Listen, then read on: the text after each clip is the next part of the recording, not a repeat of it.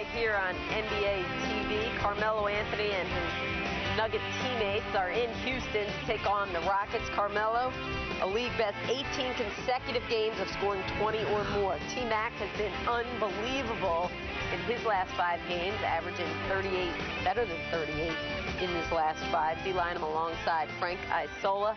Rockets struggled at home, just 3-9 on their home court. Some could be because of injury. They've gone 3-14 when either T-Mac or Yao Ming is out of that lineup. So clearly injury has played a huge part. What do you expect tonight? You know, they have to start changing this around at home. You know, 3-9, that's an abysmal record, especially for a team that a lot of people thought would be a contender in the West this year, along with teams like Denver, obviously San Antonio.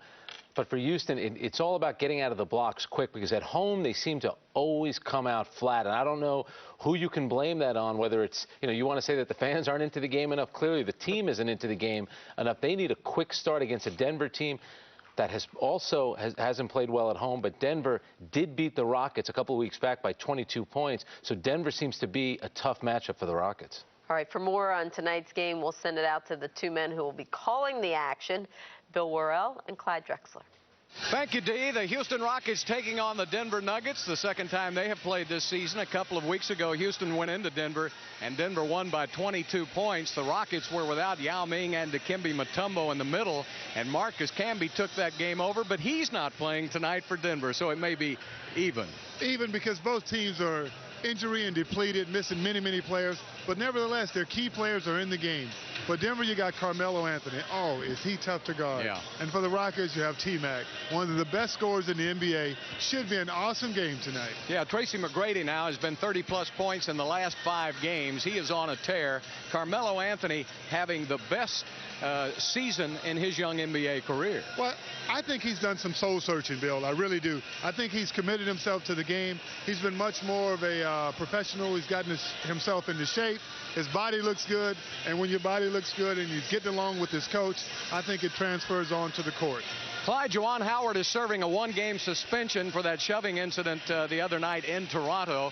And so Stromile Swift now will be plugged into the starting lineup for Houston. Juwan has started all 31 games, and certainly the Rockets will miss him in tonight's game.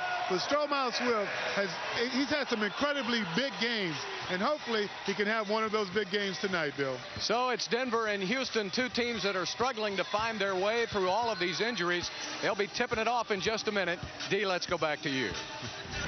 All right, thanks to Bill and Clyde. And we look at the tail of the tape. And Frank, if you look at these numbers, is there any one stat that jumps at you that says this will be a deciding factor in this match? Well, you know, the one thing about Denver, they've been giving up a lot of points this year. We know that George Karl doesn't like that number, but when they're home, they like to run up and down the court. I don't know if they can do that tonight against Houston. If Houston can get in the hundreds, that's where they always seem to win. If they could get McGrady at about 30 points and score 100, I think Houston will win. But I think Jeff Van Gundy, you look at Clyde the Glide, he looks good. He looks well enough to suit up. He does. They might need to put him in uniform. But you know the Rockets are going to defend, so if they can keep Carmelo Anthony under 30, they have a very good chance to win this game. All right, as we mentioned, and so did Bill and Clyde, Tracy McGrady has been playing awesome basketball last 5, scoring 30 and more in each of those. He's the 8th leading scorer in the NBA with 26 tonight. We'll see what T-Mac has in store in a bit.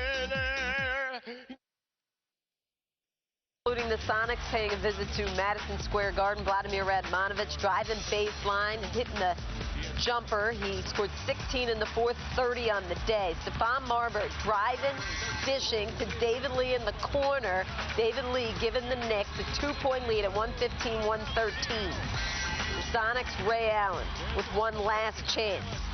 Allen from downtown, not on this try. He did have 33 on the day, and so Larry Brown and the Knicks stay undefeated in this new year with a 4-point win. Nets paying a visit to the Raptors. We pick it up in the 4th. Raptors by 3. Mike James making it Raptors by 6. Nets in transition. Jason Kidd finding Vince Carter for a 3-pointer. Toronto up by a point. Again in transition. Time winding down. Kidd again to Vince Carter. He knocks down again a 3-pointer. 3 of his 42.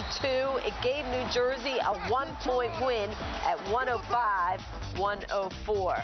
Can only hope such entertainment is in store at the Toyota Center, where the Rockets and Nuggets are getting set to tip it up. Bye.